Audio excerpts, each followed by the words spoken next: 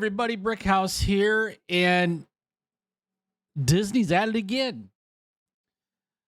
In a recent interview with a Disney executive, said Disney executive blames recent failures on sexist fans.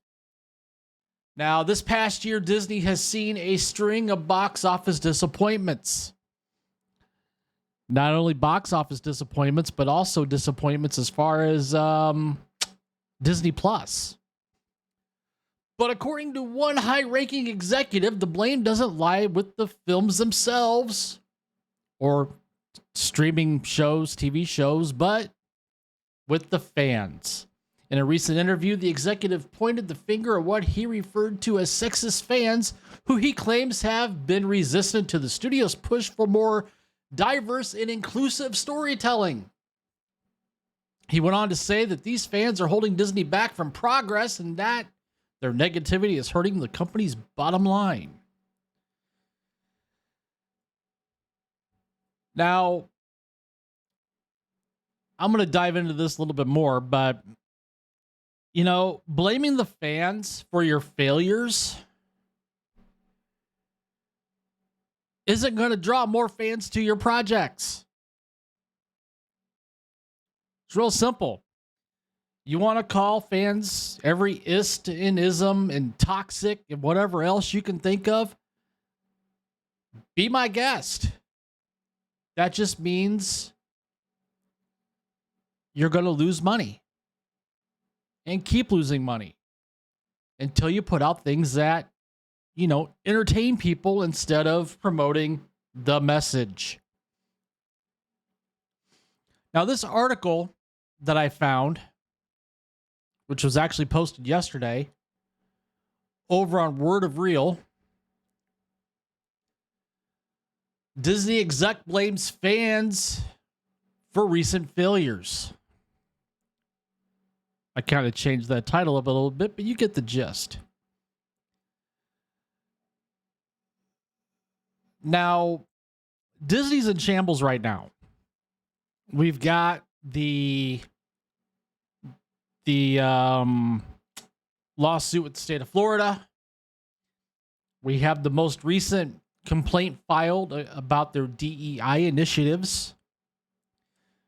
Stock prices dropped exponentially in the last, say, 2 years. A series of box office flops: Ant-Man and the Wasp, Quantumania, Indiana Jones, Dial of Destiny, Haunted Mansion, needless to say, The Marvels, Wish. And this past quarter, their streaming service lost another 1.3 million subs.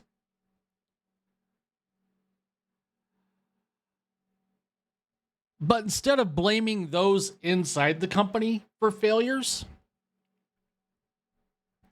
we're going to blame the fans. The fans' fault. Now, Matt Belloni had a chance to speak to an unnamed Disney executive on the company's woes. And this is what this executive had to say. Everyone says it's the movies, stupid, which is an easy thing for people to say. More appealing movies are a great way to jump the political issues. But more and more our audience, or the segment of the audience that has been politicized, equate the perceived messaging in a film as a quality issue.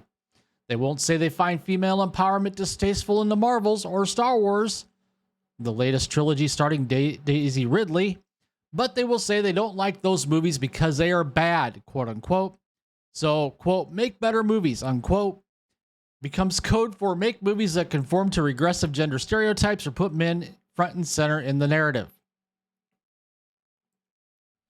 So, in other words, it's the sexist fans who are drowning us.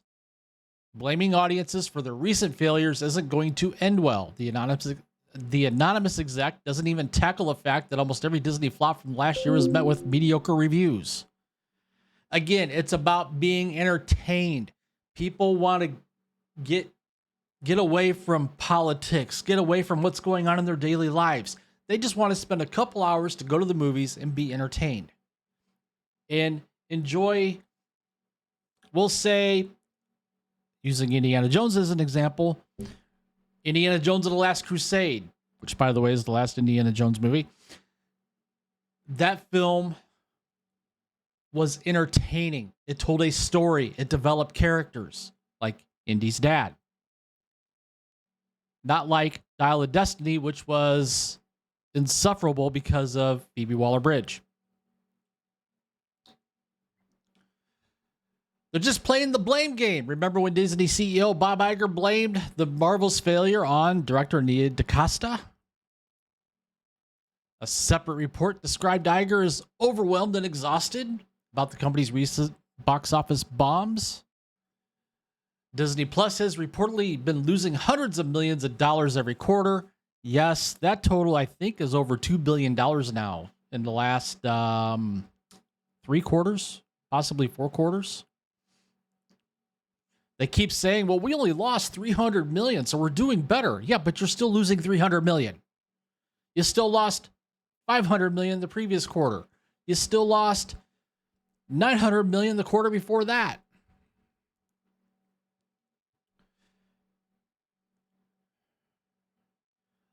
The loss of subs has led to Disney's stock price falling from $191 per share back in March of 2021 to a low of $78.32 a share last month. Back in June, an analysis of the company's film sector revealed Disney might have lost as much as $900 million in its 2022 to 2023 box office flops. And that was before The Haunted Mansion was released, which lost as much as $100 million.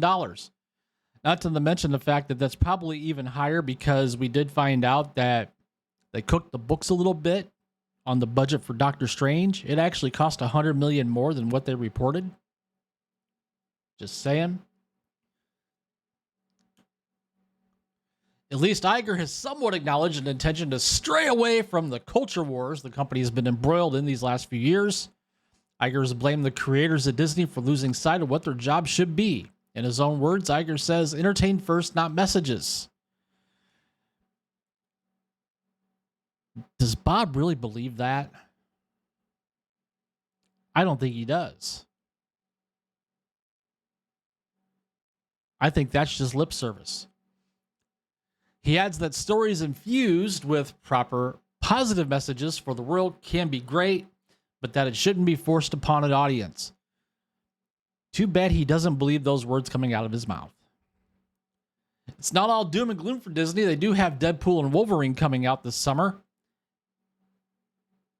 But Deadpool and Wolverine's not going to save the MCU. It's not tied to any other project coming down the pipe for the MCU. Not to mention a slate of future sequels that include Moana 2, Inside Out 2, and Toy Story 5. Yes, that's right. They're going to go back to the drawing board and release more sequels. That'll fix it. See, this is the problem. Outside of Star Wars and the MCU and Marvel, Disney can't come up with anything new. They have to go back to the drawing board. They have to come out with sequels. They have to reimagine animated classics into live action movies. They don't create like they did 20 years ago, 30 years ago, 40 years ago. They're incapable of it. So what say you out there on the internet or YouTube or wherever else you're perusing this video from? Comment down below, share your thoughts, share your opinions. What do you think of this latest little salvo launched by a Disney executive saying, hey, we suck and it's the fans' fault? Comment down below, share your thoughts. While you're at it, please take the time to smash that like button, subscribe to the channel if you haven't already. Hit that notification bell so you don't miss a video. And with that, I will see you later.